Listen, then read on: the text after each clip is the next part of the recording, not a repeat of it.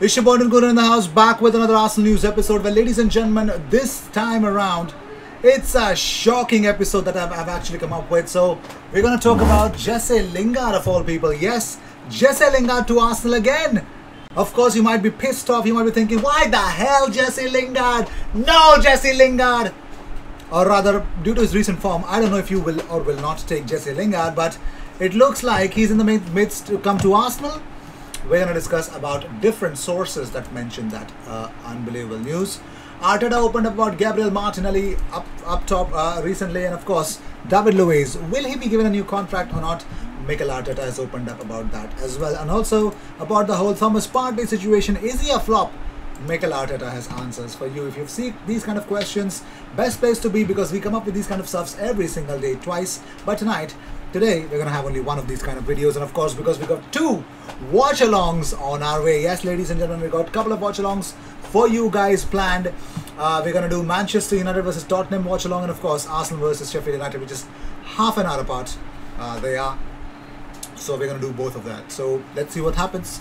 So first news that we have for you guys is about Jesse Lingard, because Arsenal were among the clubs that considered a move for Jesse Lingard in January. United are expected to ask a significant sum, as much as £30 million, and will be confident of sparking a bidding war. Arsenal are out to hijack West Ham's £30 million price tag of Jesse Lingard move after being blocked in January. Now this one comes from Sammy Mogbel, and the other one is actually coming in from Harry Pratt. Yes, Harry Pratt is also saying that. And there's another source which mentions this about Jesse Lingard. According to Duncan Wright says that Arsenal are planning to gazump West Ham's bid to turn Jesse Lingard's loan move into a permanent one. Now, Arsenal asked about the potential loan deal of their own before Christmas. Lingard has just 12 months left on his current contract, and United would like him to sign another, if only to ensure that they get top dollar if they sell. Arsenal could meet his wage demands of almost 110k pounds per week. So that would be the demand. But that was more. That was actually Arsenal could not sign him in January though, because that was more down to Red's reluctance to hand Arsenal, who were perceived a greater threat, any sort of help at that time. The Irons have no agreement to buy the player outright at the end of the season. That leaves the door open for Arsenal to actually swoop in for Jesse Lingard. The big question is, would you want Jesse Lingard at Arsenal? Because he's available for £30 million if Arsenal could pay Manchester United that much amount of money, because West Ham don't have the opportunity or even the option to buy Jesse Lingard outright. Moving on, so Arsenal are without Aubameyang and Emil Smith-Rowe for Sunday's trip to Sheffield United. Aubameyang has flu and Smith-Rowe has an ankle issue. Arsenal will hope they recover in time for the Europa quarter-final second leg at Slavia Prague on Thursday. This is coming up from David Ornstein's official Athletic. So yes, ladies and gentlemen, it looks like no Aubameyang, no Smith-Rowe. Can we see Gabriel Martinelli start for Arsenal? That will be the start of very huge things to happen at Arsenal. Haven't seen him start for a long time, apart from the Chelsea game. No, I'm not talking about the last season's one. Well, moving on, so Arteta opened up about David Luiz's contract. He says, we said at the end of the season we'll make a decision on those contracts. There's still a lot to play for, and I don't want any distractions. Whether they're injured isn't going to affect it. It's what we think for the future is the best thing for the club. I get that. Makes sense for now, yes.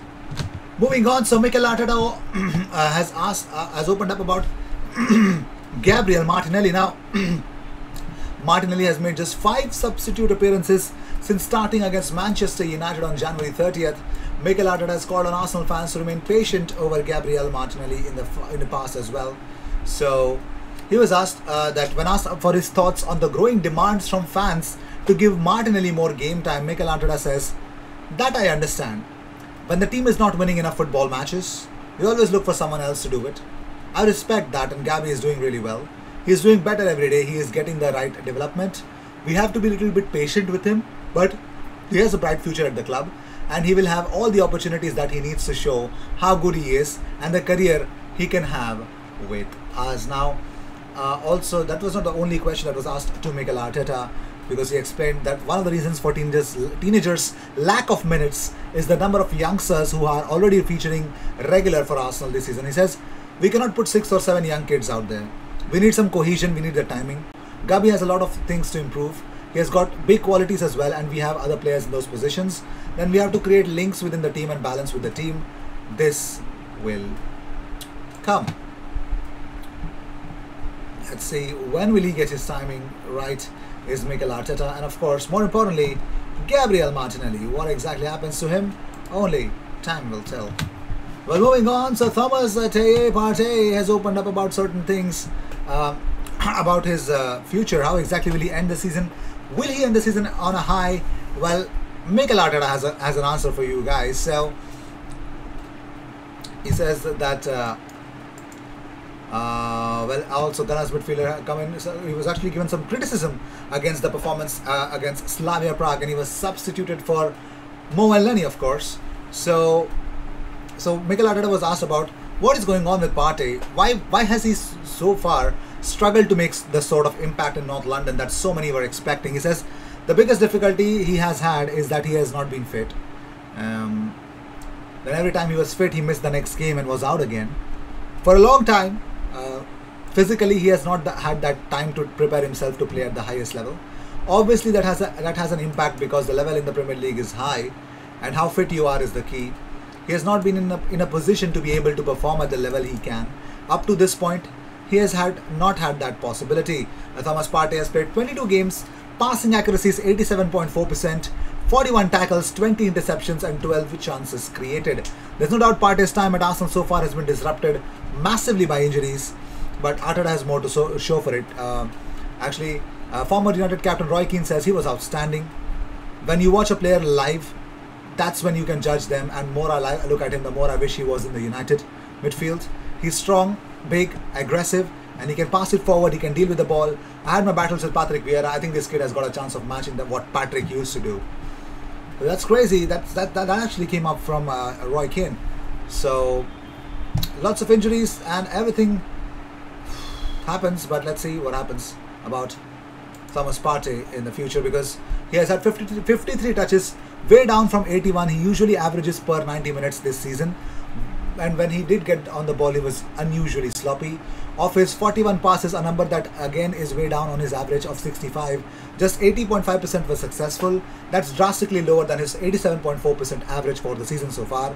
Partey also attempted fewer dribbles than his usual average, made fewer passes into the box and made fewer tackles. There's no doubt that it was a performance that was well below par for a player of his quality, but it's not one that has left Arteta at all concerned, with the Arsenal boss predicting that best version of Thomas will be on show during the final weeks of the campaign.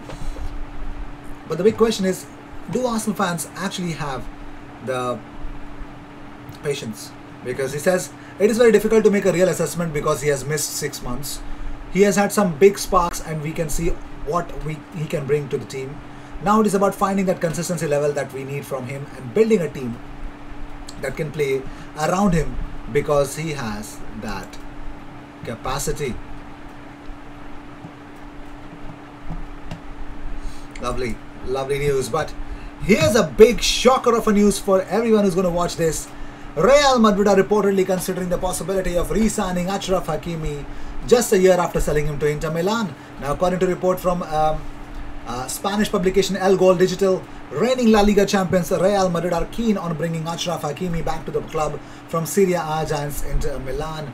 Having come through the youth ranks at Real Madrid, Hakimi made his senior debut in October 2017, but only managed 17 appearances before he was sent out on a 2-year loan spell at Borussia Dortmund.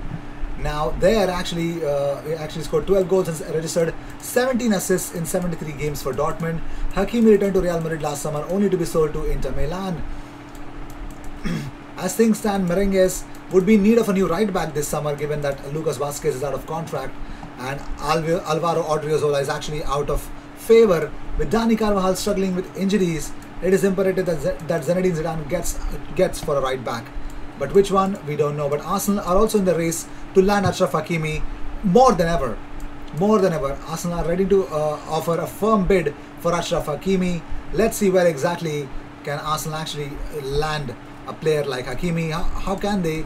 Only time will tell. So with this, we end this episode. Thank you so much for tuning in. Well, this is what I've got for you. So consider subscribing and cheers. I will see you in the next one. Don't forget to join in the watch along. I'll see you in the next one.